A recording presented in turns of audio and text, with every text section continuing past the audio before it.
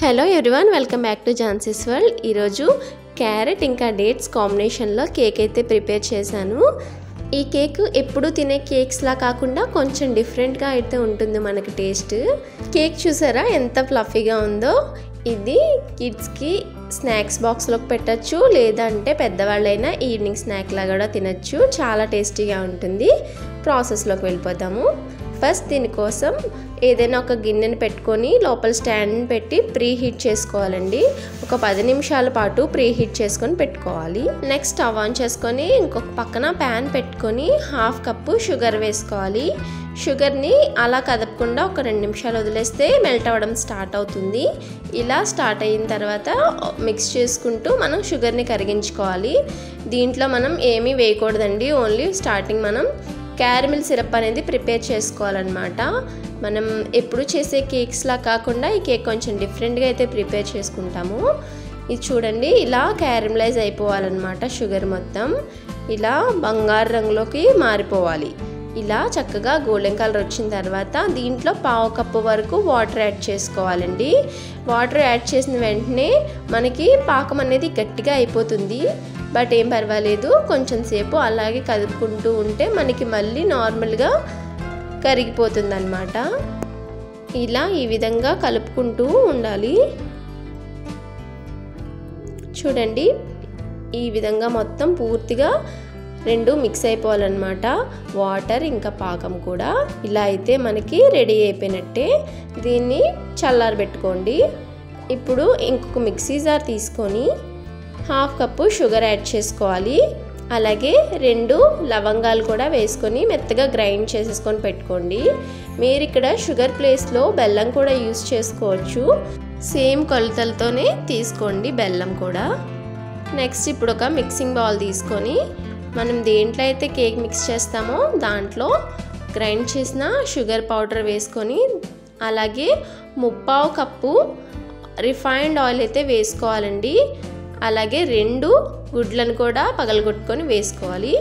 ఒక 1/2 tea spoon సాల్ట్ని కూడా వేసుకొని మొత్తం ఇవన్నీ కలిసేలాగా మిక్స్ చేసుకోవాలి. మనం హ్యాండ్ బ్లెండర్తో అయినా బ్లెండ్ చేసుకోవచ్చు, లేదు అంటే విస్కర్తో అయినా చేసుకోవచ్చు, లేదు అంటే మిక్సీలో వేసైనా గ్రైండ్ చేసేసుకోవచ్చు. ఎలా చేసుకున్నా పర్వాలేదు. చూడండి, ఈ విధమైన కన్సిస్టెన్సీ వచ్చేంత వరకు మనం మిక్స్ చేసుకుంటే సరిపోతుంది.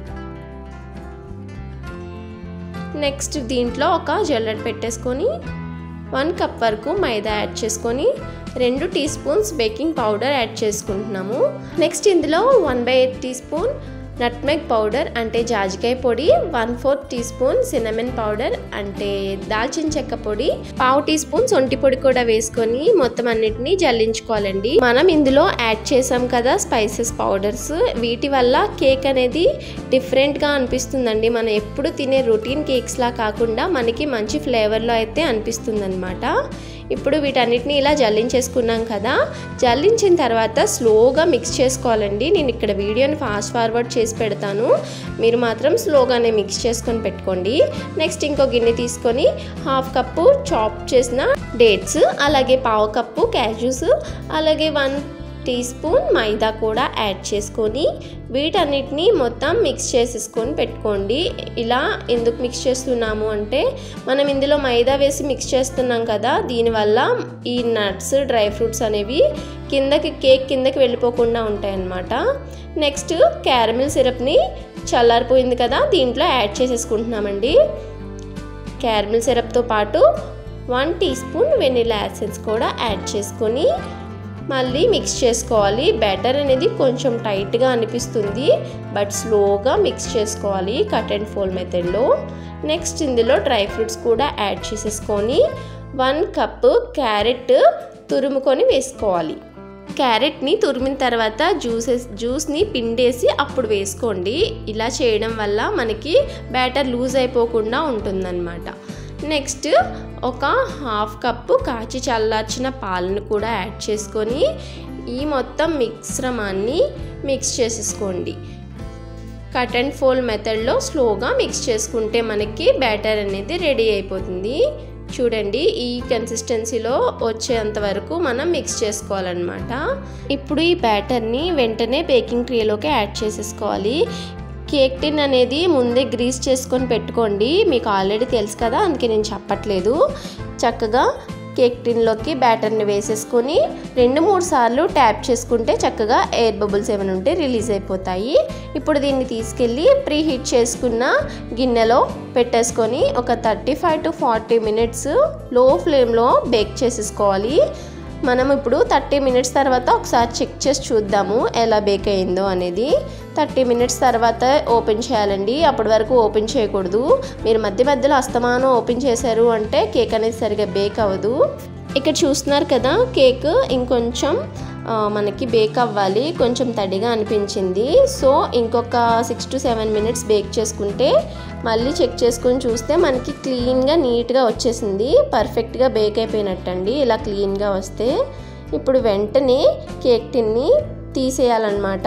దాంట్లో స్టవ్ ఆఫ్ చేసినా దాంట్లో వదిలేశారు అంటే కేక్ అనేది ఎక్సెస్ హీట్ అయిపోతుందన్నమాట. సో వెంటనే తీసేసి పూర్తిగా చల్లారనివ్వాలి.